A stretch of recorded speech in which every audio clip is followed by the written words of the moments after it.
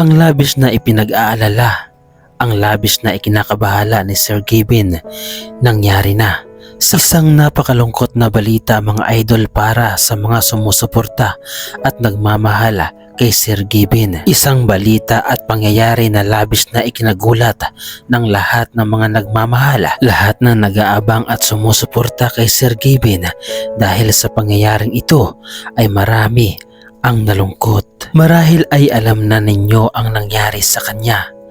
Si Sir Given nga mga idol ay sinugod sa ospital dahil sa pangyayari na hindi inaasahan ng kanyang pamilya. Pangyayari na labis na ikinagulat hindi lamang ng pamilya ni Sir Given kundi pati na rin ang kanyang minamahal na walang iba mga idol kundi si Ma'am Elma. Ayon nga mga idol sa balita, si Sir Given ay nakakaranas ngayon ng matinding problema o at umabot sa anxiety na kung saan ay matinding depresyon ang kanyang ikinakaharap ngayon. Bagamat halos nasa kanya na ang lahat ng bagay ay pwede na niyang makuha dahil nga mga idol si Sir Given ay kaya na niyang bumili ng anumang ibig niya.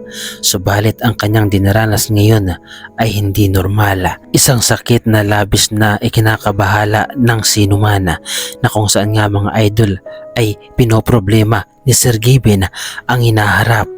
Yes mga idol, pinoproblema ni Sir Given ang hinaharap lalo na sa mga mangyayari sa kanyang pamilya. Iniisip ni Sir Given na kung paano kapag siya ay wala na, ano ang mangyayari sa kanyang pamilya.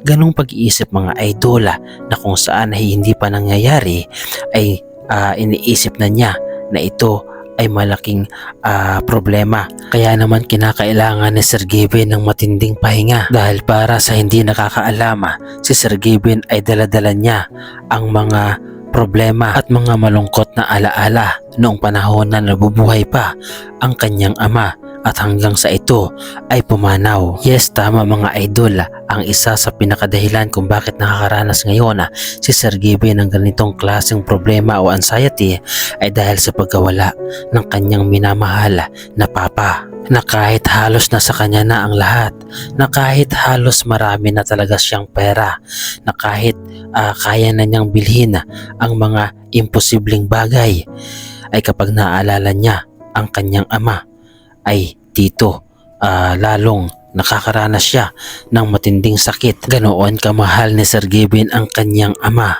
ang kanilang papa.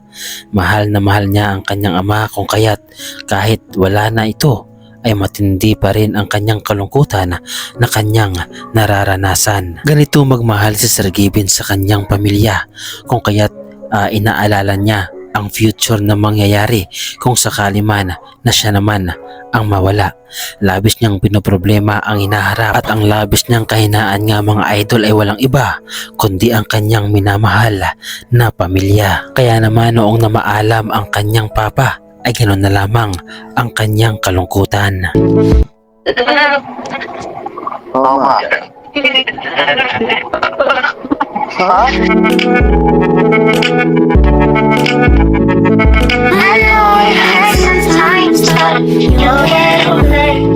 Masasabi ko mga idol na ang pagmamahal ni Sir Given sa kanyang pamilya ay walang kapantay, na kaya niyang ibigay at isakripisyo ang lahat, oras at pagod para sa kanyang pamilya at para mabigyan lamang ng magandang kinabukasan at magandang buhay ay kanyang itataguyod ang lahat para matupad ang mga pangarap na ito. Subalit ang labis na pagsisikap at pagod, labis na pagpupuyat at sakripisyo ni Sir Given ay ito pala ang mangyayari sa kanya. Kaya naman tama ang sinabi ni Sir Given noon na paano na lamang kung may mangyari sa kanya.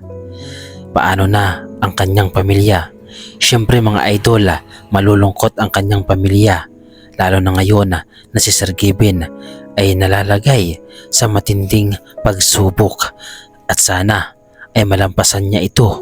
Sana makatulong ang ating panalangin na siya ay agarang gumaling at malampasan ang lahat ng mga suliranin at pagsubok na ito na kanyang nararanasan. Sa sitwasyon ngayon nga mga idol ni Sir Gavin ay sana ay mangibabaw sa kanya ang pagmamahal ng ating Panginoon. Sana ay unahin niya na maglingkod sa ating Panginoong Diyos upang sa ganon ay mas lalo siyang gumaling.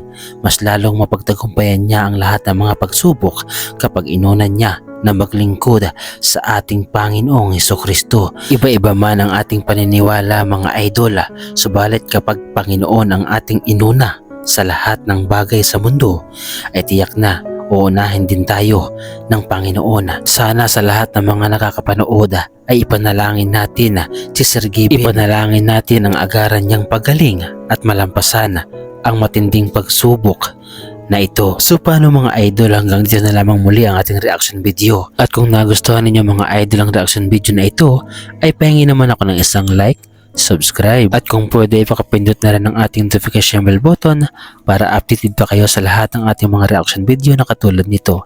Maraming salamat mga idol.